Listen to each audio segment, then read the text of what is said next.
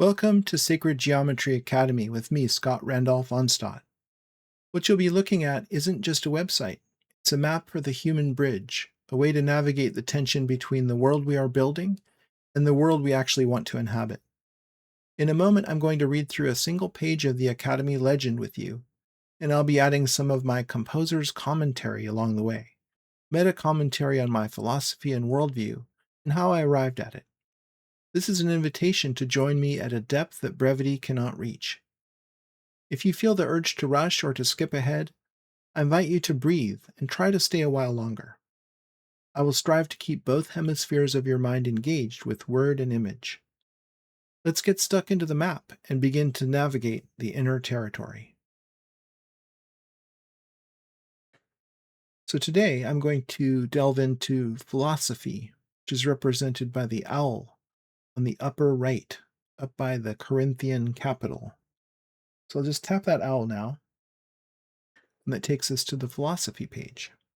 And here we have a typical diptych, which is representing the overall Academy legend on the left, and the place where we are right now on the right. So we see the owl. Zooming in a little bit here, I'll just read you the caption. Athena's owl was seen as a creature that could see in the dark in all directions, symbolizing the philosopher's ability to perceive secrets in plain sight, which remain hidden to others in the darkness of their ignorance. Everyone admires the concept of wisdom, but not everyone loves philosophy, which literally means the love of wisdom. Many are just too busy doing the things necessary to survive in this world. You can talk to a starving person about philosophy all you want, but they will only pretend to listen if they think there will be food or cash forthcoming at the end of your privileged monologue. Sadly, I can offer neither food nor currency, but I can certainly monologue for hours because I have earned the luxury to pursue this love as my physical needs, at the bottom of Maslow's pyramid, do not overly concern me. Chances are you are in the same situation if you are actually reading or listening to these words right now. I have a quote here, a couple of quotes by Emilia de Châtelet. Very interesting person. Um, Voltaire was her lover, by the way. She lived from 1706 to 1749. Her 1740 Institutions de Physique synthesized Newtonian physics, Leibnizian metaphysics, and Cartesian ideas, covering topics like gravity, space, and hypotheses. It was widely translated and debated. She also translated Isaac Newton's Principia Mathematica into French. Her version is still used today in France. She wrote, "Love of learning is the most necessary passion. In it lies our happiness. It is a sure remedy for what ails us, an unending source of pleasure." She also wrote, "Let us choose for ourselves our path in life, and let us try to strew that path with flowers." Quite an inspiring concept. So, um, reading on, this love has become a passion and then an obsession for me. I write and record everything on this website, Onstadt's Onslaught, because this inner love of learning has become its own reward. And naturally, I want to share this love with you, dear reader. I have to attest that drawing geometry for no reason other than to feel its qualia graded me in ineffable ways I can't fully articulate. As Plato said, it created a space for the spirit of philosophy to grow. I felt this in my head, heart, and in the gut. It slowly transformed me, along with reading more books than I can remember the names of. I have another couple of quotes, this time from Plato, who lived from 427 to 347 BCE.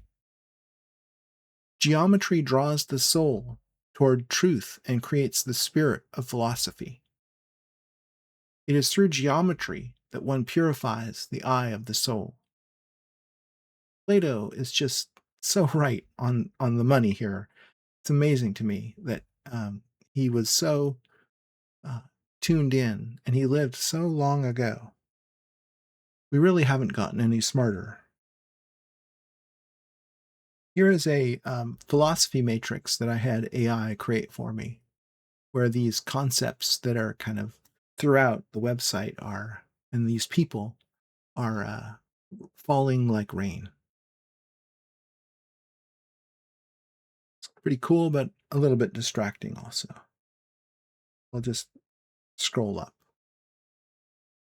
Your mission, should you choose to accept it, is to engage with two activities which are largely seen now as a waste of time: drawing by hand and reading books on paper or on a screen.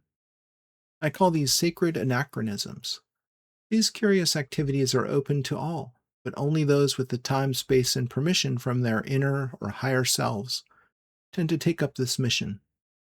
I can't promise any equal outcome, but things that seem impossible may become possible or to manifest in this mission. I must warn you that this mission never ends. You may seek and eventually find out who you are and what it all means to you, but then, like me, you may circle back and try to educate others in this path, to share the love of wisdom. There's a couple of quotes here by Galileo, who lived from 1564 to 1642. Philosophy is written in this grand book, the universe, which stands continually open to our gaze. But the book cannot be understood unless one first learns to comprehend the language and read the characters in which it is written. It is written in the language of mathematics, and its characters are triangles, circles, and other geometric figures, without which it is humanly impossible to understand a single word of it. Without these, one is wandering in a dark labyrinth. He also wrote, "Mathematics is the language with which God wrote the universe." Again, brilliant insights. So long ago. Down here I have the sacred anachronisms, which I identify as exploring geometry. That links to the geometric constructions course. You can also explore my nonfiction and fiction and read a book. And then we have these kind of humorous cartographer life hacks that I'll go over with you. The first one is about drawing geometry, the oldest hack in the book. Zero software, no updates, no subscriptions, and no screen time, fully offline and analog. The haptic loop, build profound body, hand, eye coordination. Flow state, tactile resistance is a natural trigger for deep focus and meditative flow. Sovereign creativity, construct your own maps, stop being a consumer of pre-packaged patterns. The chromatic forge, flesh out the skeleton of logic with color, turn geometric precision into beauty. Contemplative cartography, pin your work to the wall, live within the sacred territory you've created. Analog socializing, replace, quote, social media friends, end quote, with the shared silence of a drawing circle. Low-cost entry, no pro version to unlock, map the cosmos with basic supplies, such as a pencil, paper, compass, and straight edge. The human signature, a hand-drawn line is a qualitative action in the intelligible domain. Here's another sacred anachronism: reading a book on paper. Paperback editions, the ultimate in resilience. Instant on, zero boot time, no lag, high-resolution tactile interface that moves at the speed of reflected light. Fully hack-proof, offline by design, immune to surveillance and electromagnetic eavesdropping, sovereign ownership, no subscriptions, no terms of service, and no fickle corporations. Your legacy access can never be changed, revoked, or updated. Privacy guaranteed, no tracking cookies, no data harvesting, and no callback telemetry once the book is in your hands. Kinesthetic navigation, locate passages through physical memory. The where on the page anchors the what in the mind. The living record, take notes in the margins, dog-ear the corners, make the map your own, act like it. Peer-to-peer sharing, fully transferable, gift it, lend it, or leave it for a future generation by your own grace. Infinite battery life, no charging cables or docks. It sounds kind of funny that we just sort of need to be reminded that these anachronistic technologies still exist, and they have a lot of advantages. Down here, we have a couple of free stories that I wrote some time ago that you're welcome to read. There's The Gathering, talks about different philosophy standpoints with different characters. Discovering the Divine Through Geometry. Those both are available here. And then that brings us back to the Academy Legend, full circle.